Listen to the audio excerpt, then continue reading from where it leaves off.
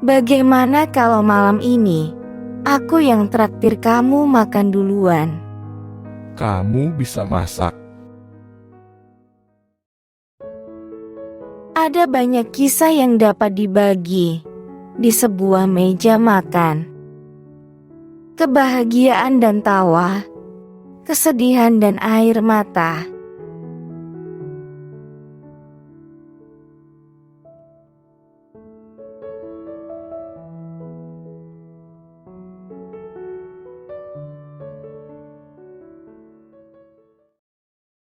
Setelah selesai memasak semua hidangan dan sedikit membereskan dapur, Joan berbalik dan menemukan Lukas yang sedang bersandar di pintu dapur. Di wajahnya tampak sebuah senyuman penuh nostalgia. Sinar matanya juga terlihat hangat. Dari sinar mata Lukas, Joan bisa melihat kalau dia sedang melamunkan sesuatu yang meneduhkan hati. Joan mengusik lamunan Lukas dengan suara tawa kecilnya. "Ih, kamu bikin aku kaget saja. Ngapain kamu diam-diam berdiri di sana? Apa kamu ingin mencoba belajar masak? Gak semudah yang kamu lihat loh." Dengan nada bercanda, Joan melanjutkan, "Apalagi untuk idiot masak seperti kamu." Lukas yang tersadar dari lamunannya menjawab dengan sedikit panik. "Kenapa kamu bisa punya pikiran kalau aku mau belajar masak?" Melihat senyuman lebar di wajah Joan, Lukas yang sudah benar-benar kembali dari lamunannya balik bercanda. "Kalau aku belajar masak dari kamu, lalu misalnya ada apa-apa dengan tanganku dan aku gak bisa jadi dokter bedah lagi, kamu yang harus tanggung hidupku loh." Dengan mengedipkan sebelah matanya pada Joan, dia lalu berkata lagi, "Gak mau kan? Lagi pula ngapain repot-repot? Kamu kan tinggalnya cuma beberapa langkah saja dari apartemenku. Nah, bagaimana kalau kita jadi bestie? Jadi aku bisa tanpa malu-malu numpang makan di sini." Saat memikirkan situasi seperti itu, dengan setengah serius, setengah bercanda, Lukas berkata lagi, "Kalau aku yang bayarin semua belanjaannya, apa kamu bisa sering-sering masak untuk aku? Kita bisa sama-sama untung." Joan menatap mata Lukas tanpa menjawab, seperti ingin melihat keseriusan dari pertanyaan Lukas itu. Merasakan tatapan dari Joan, Lukas sedikit merasa malu dengan pertanyaan yang sempat dilontarkannya tadi. Untuk memecah suasana yang tiba-tiba terasa canggung, dengan sigap Lukas mengambil piring lauk yang sedang dipegang oleh Joan dan segera membawanya keluar dapur. Joan yang menyusul keluar, membawa semangkok besar hidangan berkuah, lalu meletakkannya di tengah meja makan. "Kamu jangan terlalu berhayal. Aku juga gak bisa terlalu sering masak masakan seribet ini di rumah.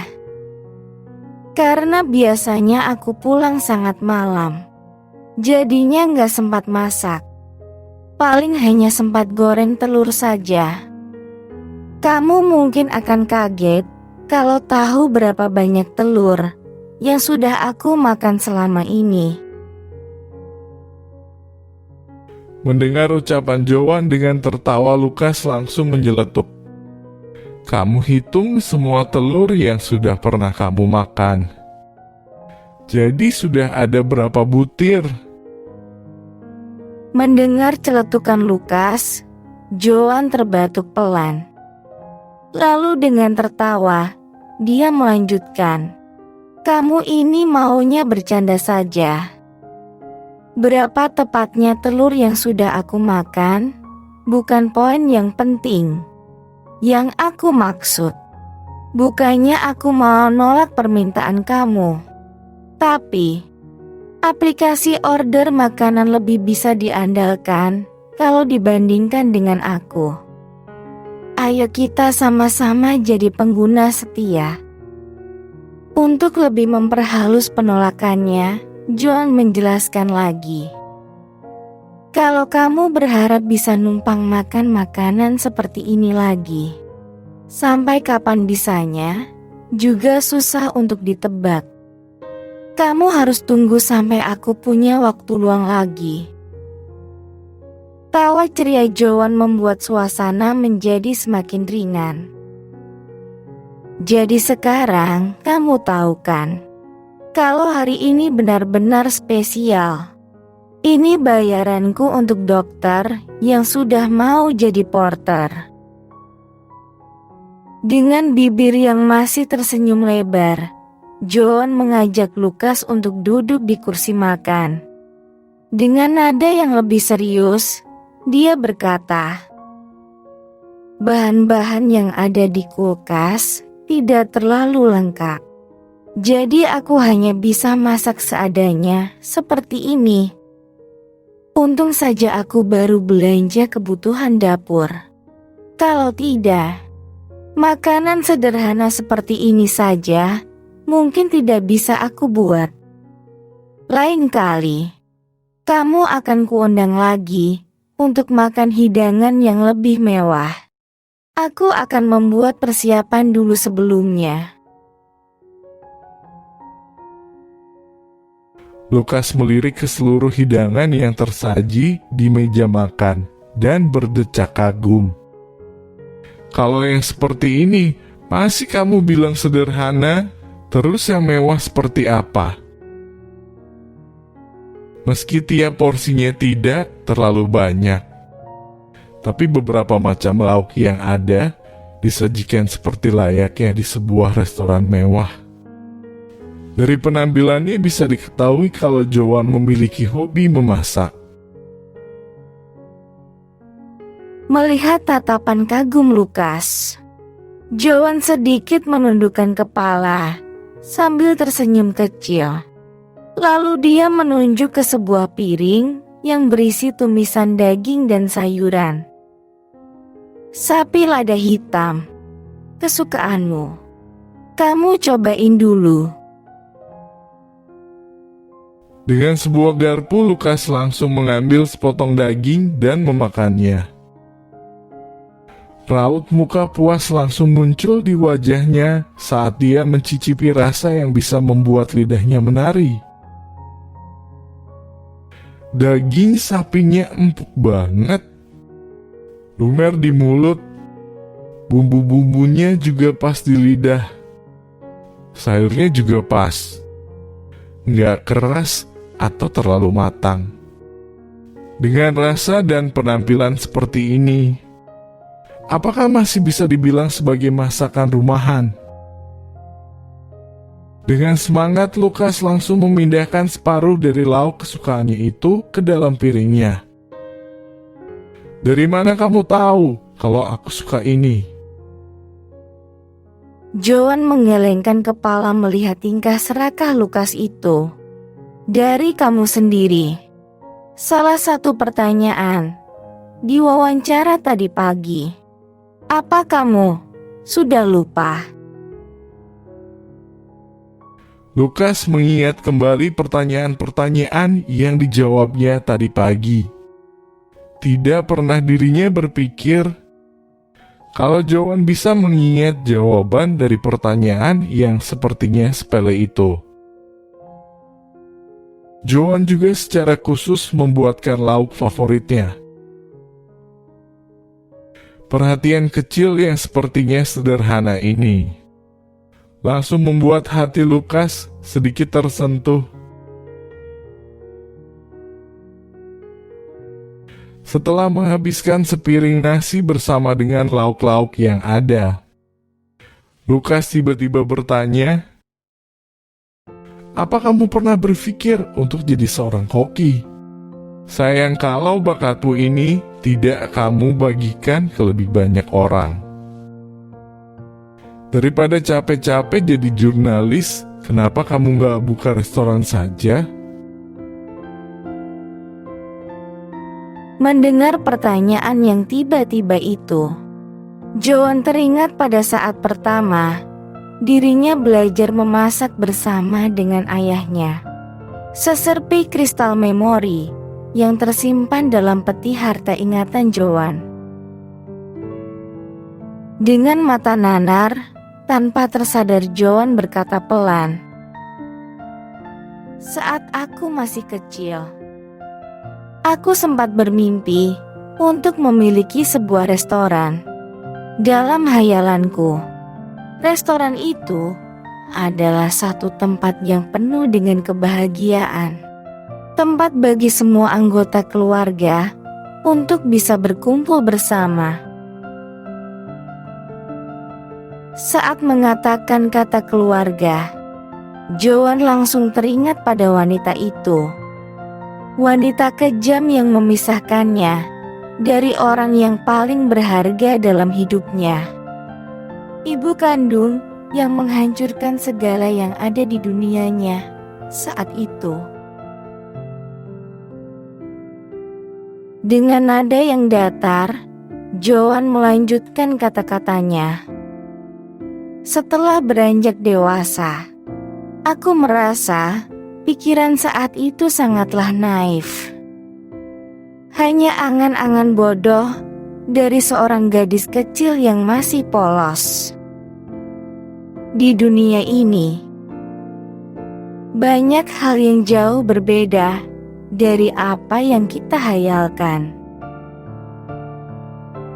Wajah Joan terlihat tenang saat mengatakan semua itu, seakan kata-kata tadi keluar dari mulut orang lain. Wajah yang terlihat tak acuh, tapi terlihat sangat rapuh di mata orang yang melihatnya. Sebuah pertanyaan basa-basi dari Lukas membuatnya bisa melihat sisi rapuh yang ada di dalam diri Joan. Sesuatu yang tidak disangka oleh Lukas akan ada di dalam sosok yang selalu terlihat ceria dan tangguh itu. Entah apa yang sudah pernah Joan alami, sehingga dia bisa mengatakan kata-kata seperti tadi. Sesaat hati Lukas ikut merasa teriris saat dia memikirkan itu. Joan yang keluar dari lamunannya langsung mengubah topik pembicaraan. Dengan nada suara yang lebih ringan dan senyuman kecil di wajahnya, Joan tertawa pelan. "Meski aku bisa masak, aku gak punya banyak kesempatan untuk bisa masak. Kali ini, aku yang traktir kamu makan. Jadi, lain kali." Jadi, lain kali kamu yang akan traktir aku lagi. Dengan raut wajah yang terlihat polos, Lukas berkata santai. Tapi tawa di matanya membuat Joan tahu kalau Lukas sedang bercanda dengannya. Joan tertawa dengan senyuman lebar di wajahnya. "Jangan pura-pura lupa ya. Kamu masih punya hutang traktiran makan ke aku loh." Setelah makan malam selesai, Lukas dan Joan bercakap-cakap untuk beberapa saat. Tanpa terasa, topik-topik ringan yang mereka obrolkan membuat mereka berdua semakin akrab. Karena keesokan harinya mereka berdua masih harus bekerja, Lukas tidak bisa berlama-lama bertamu di apartemen Joan. Setelah mengucapkan selamat malam, Lukas lalu kembali ke unit apartemennya. Sebuah senyuman masih tampak di wajah Lukas saat dia memasuki pintu unit apartemennya.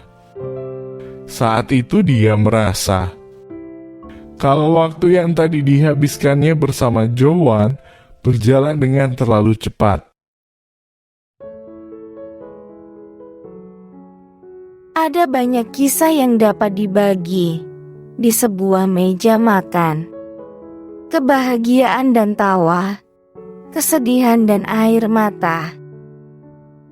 Semua itu dapat dinikmati atau dihadapi bersama-sama dengan mereka yang mencintaimu. Bersambung. Nantikan di bab berikutnya. Tekan subscribe dan tombol lonceng agar tidak ketinggalan